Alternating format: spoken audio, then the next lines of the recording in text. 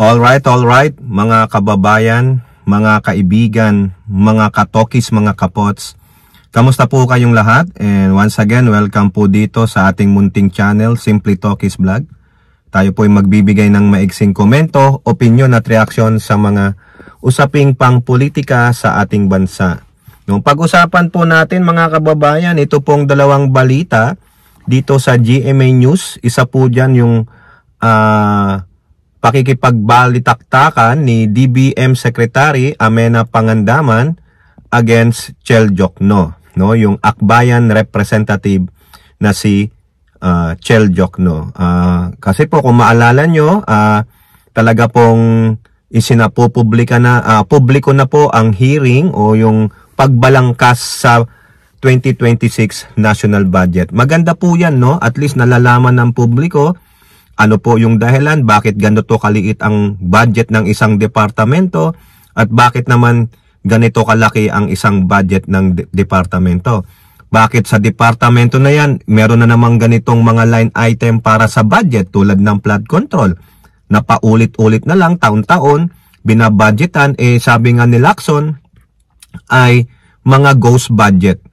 Tapos na yung proyekto pero may budget pa ulit. Diba? O na-budgetan mo na ng billion, bibigyan mo na ng another billion. Anong gagawin niya sa billion na pera? Tapos na yung proyekto. O, maintenance daw. O makita mo, wala palang bakal yung semento. At ganun din po, mga kababayan, si Pangulong Marcos ay nag-withheld ng mga pondo. Ay nako, Pangulong Marcos, bakit mo namang ginawa yan? Ayun po yung sabi ng Sekretarya ng Finance na si Secretary Ralph Recto. Okay, shout out po lahat sa inyo and may God bless us all. So dito po unahin natin yung balitaktakan ng DBM Secretary Amenah Pangandaman at si Representative Chel Jokno ng Akbayan Party List. Kasi po nagrereklamo po si Representative Jokno, bakit po sa 2026 budget ng ating gobyernong Marcos ay hindi sapat ang pondo ng edukasyon at pangkalusugan. Kasi daw po sa buod po ito ng balita ng GMA News na ang artikulo ay DBM Education, Health, Funding in Proposed 2026 Budget Not Ideal. Bakit daw po hindi ideal? Kasi base po dito, sabi ko nga sa inyo, sa buod ng balitang ito, sinasabi kasi ni Chel Jokno na hindi daw po nasa standards ng international body yung pondo para sa edukasyon at pangkalusugan. Ang sabi niya po dito, babasahin ko lang po, the proposed 2026 budget allocates just 3.5% of gross domestic product for education versus 4% to 6% recommended by UNESCO. So sa UNESCO, yung United Nations Education whatever, nakalimutan ko na po meaning sinasabi niya, ang layo natin sa Senate ng UNESCO na standards. 3.5 lang tayo based on our GDP. Pero sabi ng UNESCO dapat 4 to 6%. Kulang tayo ng 2.2%, no? For social protection naman daw versus the 5.1% of the GDP. Naku, napakababa nga naman, no? O set by the ILO and 1% for health as against the 5% GDP recommended by World Health Organization. So tatlong organization, international body ang sinasite ni Chel Jokno, no? Sa UNESCO at Labor, kulang tayo. Yung ILO. Tapos sa health, 1% lang ang nakaatang, pero ang sabi naman pala ng World Health Organization dapat 5% based on your GDP. Bakit po paulit-ulit na parang ang pamumuhunan ng gobyerno natin para sa tao ay kulang? Kulang tayo sa edukasyon, kulang tayo sa kalusugan, kulang tayo sa social protection kumpara sa pamantayan ng ibang mga bansa. O ayan, okay.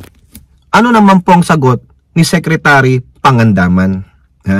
Sabi po dito ni Secretary, all government agency are aware of the ideal level of funding and propose 10.1 trillion worth of budget items for 2026. The fact, yung katotohanan po ay nananatili that the government cannot fund them all. O nga naman. So ano ba ang ating GDP? Cheljok, no? Dapat pinag-aaralan din. Hindi porket sinet ng national standards, masusunod natin yon. Tingnan nyo rin po yung ating production, yung gross domestic product, yung ating income, expenses, no?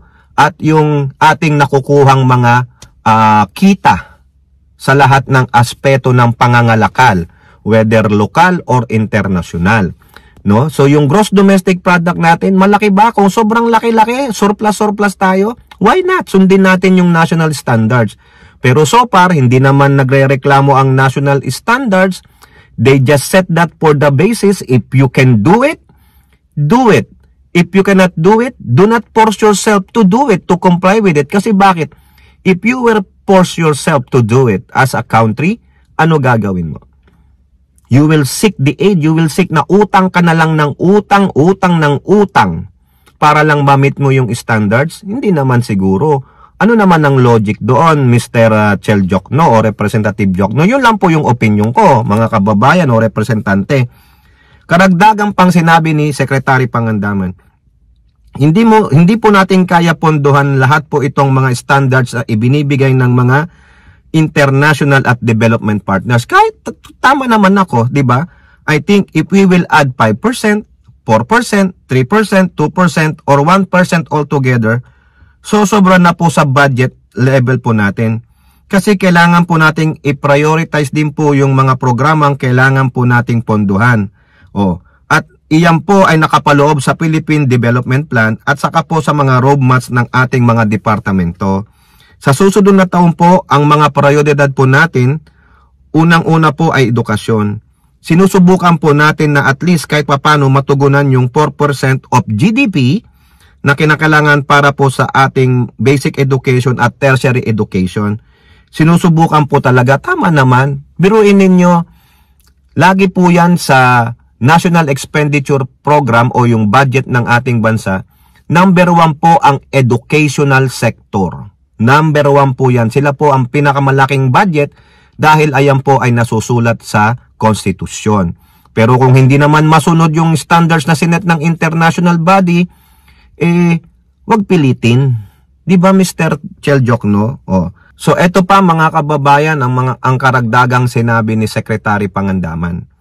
The budget chief also said that the budget for health, agriculture, and social protection items were all increased from their 2025 allocation in accordance with the Philippine Development Plan and medium-term fiscal framework, alongside with infrastructure spending with accounted for 5 to 6% of the GDP. Ayun naman pala, nasa Philippine Development Plan. Kailangan masunod din natin yon. Hindi lang yung basta-basta sunod na lang tayo ng sunod sa Senate na standards ng international body, hindi naman natin kaya. Kung yun lang ang popondohan natin, edukasyon, health, no?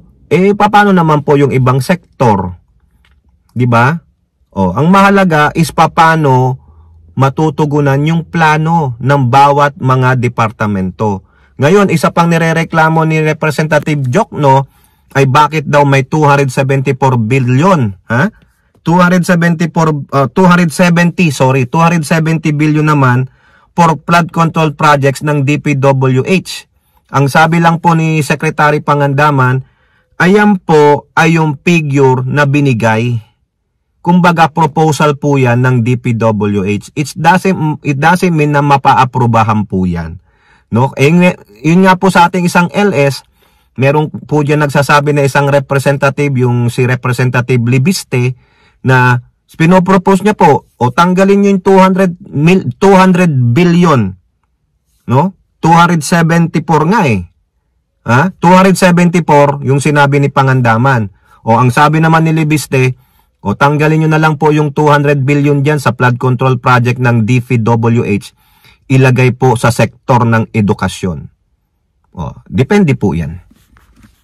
Depende sa Congress at kung papayag ang Pangulo, base sa kanyang Philippine Development Plan, tignan natin kung anong mangyayari dyan. Okay, so sa akin, Mr. Jokno, tulad ng nasabi ko, hindi naman siguro masama kung hindi natin ifa-follow yung mga international standards. Malay mo, along the way, pag lalong gumandang ating GDP, baka masurplus pa natin yung 4 to 6%. Baka mangyari 6.5 o 6.1%. Diba? Are you gonna be happy with that? Ang gawin na lang natin is, why not amend the economic provision of the Constitution? Economic provision lang naman, natagal nang hinihingi ng Pangulong Marcos para po pumasok yung mga mangangalakal na foreigner sa ating bansa. The more investors, the more nangangalakal na sa ating bansa, baka gumanda ang ating gross domestic product. Di po ba? Isa sa mga factors. Okay? O yan. Now, punta naman tayo dito, yung isiniwalat ni Secretary Recto tungkol sa Pangulo natin na wini-withheld, iniipit niya yung pag-release ng mga budget at least 60 billion nung 2025 budget pa. 60 billion ayaw niyang i-release. Pangulo yan. Ito po sa balita rin ng GMA News. Recto, Marcos withheld release of at least 60 billion pala worth of funds under 2025 budget. Ito po sabi, President Marcos withheld the release of 60 billion to 80 billion. Ay, ang laki. Worth of funds under the then proposed 6.352 trillion national budget for 2025. Ayan. This is because the allocation funded budget items were not aligned with the administration priorities. Patay tayo dyan. Hindi pala nag-a-align. Ano yung mga yan? Recto made the disclosure during the questioning of Caloocan City Representative Edgar Erice, who asked the economic team, which includes Recto, how the administration dealt with the fact that 375 billion worth of program, meaning funded budget items under the proposed 2025 budget of the executive was cut by Congress and placed under the unprogrammed funds. An unprogrammed funds is for budget items whose funding are dependent on tax collection, exceeding targets, and other special laws. So ayan po sinabi na nila dito ano yung gamit ng unprogrammed funds. Mr. Speaker, there is a saying, sabi ni Recto, the executive proposes the budget, Congress disposes of the budget, and the executive implements the budget. Having said that, the President, in his wisdom, his first response was to veto a few portions of the 2025 budget. Recto said during the first day of the repealing the proposed 6.793 trillion budget for 2026.